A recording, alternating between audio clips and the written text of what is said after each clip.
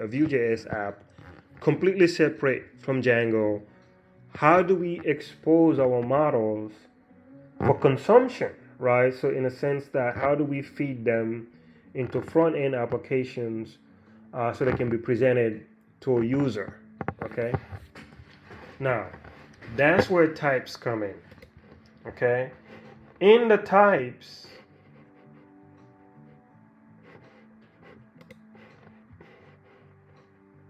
let me open this. In types, let me close this audit too, just so we're focused. Right? In types, type is part of the Graphene infrastructure, right? So we use GraphQL as our API, right? So our API is not necessarily a REST-based API, it's a GraphQL API for various reasons, okay?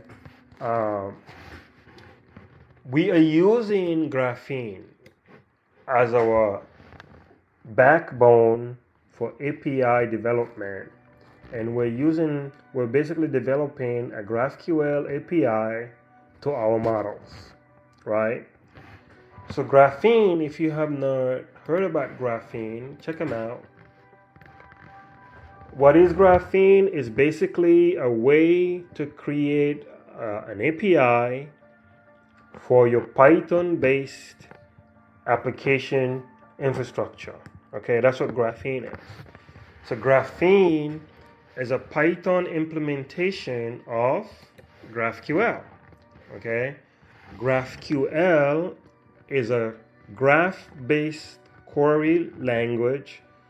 And if you want to, graphs are basically trees, right? So the way you will query different branches or leaves on that tree is what GraphQL is, right? It's the query language for basically if you're climbing trees, you're going branch to branch, stem to stem, tree to tree. You're basically fetching data off of branches on that tree. And when I'm talking about tree, I'm talking about computer science trees here, not the trees on the streets, okay? Let's just be clear. The trees we're talking about is trees in the sense of computer science, okay? So there's a whole dictionary for computer science. So you may hear words we use. Those words are not literally the everyday meaning. Those words have computer science, connotations, right? So in a sense that I'm speaking in context of computer science. So if I talk about trees and graphs, I'm not talking about trees in the forest as in nature, literally. It's not a literal translation, right? Of course, you can make that translation on your own. Computer science is just math. So however you use the math, that's up to you. But we're speaking in a computer science context. So we're using graphs with trees, and we model our API as a tree with branches. The branches are our models, right? So there's a main tree with the stem. That's our graph. That stem has branches. Those branches are our models, right? So there's a different type of branch, right? There's a site type, there's a user type, there's a boot type, network type, right? So when you call our API, these are the various kind of data you can get. So that's what the types file is. What it does, it says, I'm going to create an API. It's a graph API, so basically it's a tree. On that tree, these are the kind of branches that exist. Every branch is a different type of data, right? So you can call the stem, you can climb on the stem of the tree, and you can go to a specific branch in that tree, and that branch is the data type. Okay, so that's what we're defining here. We're saying there's a site type, there's a user type, boot type, network type. storage type, GraphQL type, and compute type, UX type, feedback type, and workflow type. Right? So that's what this type file is. It's a way to define the kind of data you can query on our graph. Okay? Now, let me open up the views file. If you notice here, the view file we have is empty because we are not using Django views. Okay? We're using a front-end application to render this data. We're not using Django for rendering data. We're using Django to model and manage data.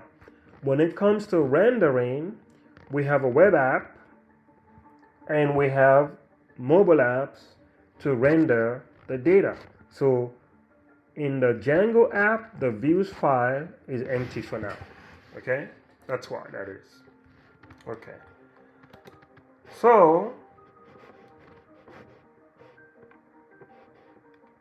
So we've gone over types. Okay, so now I want to go over, so we've gone over this types file, so now I want to go over the queries. Okay, so these are the queries here.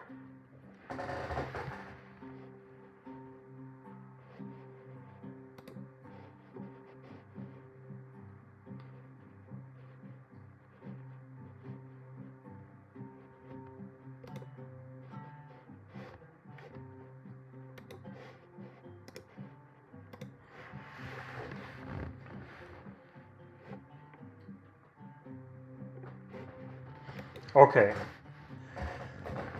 now that we've defined our types, now we define queries for those types, right? So query is what put the QL in GraphQL, right? So it's graph query language, right? So it's a language to make queries.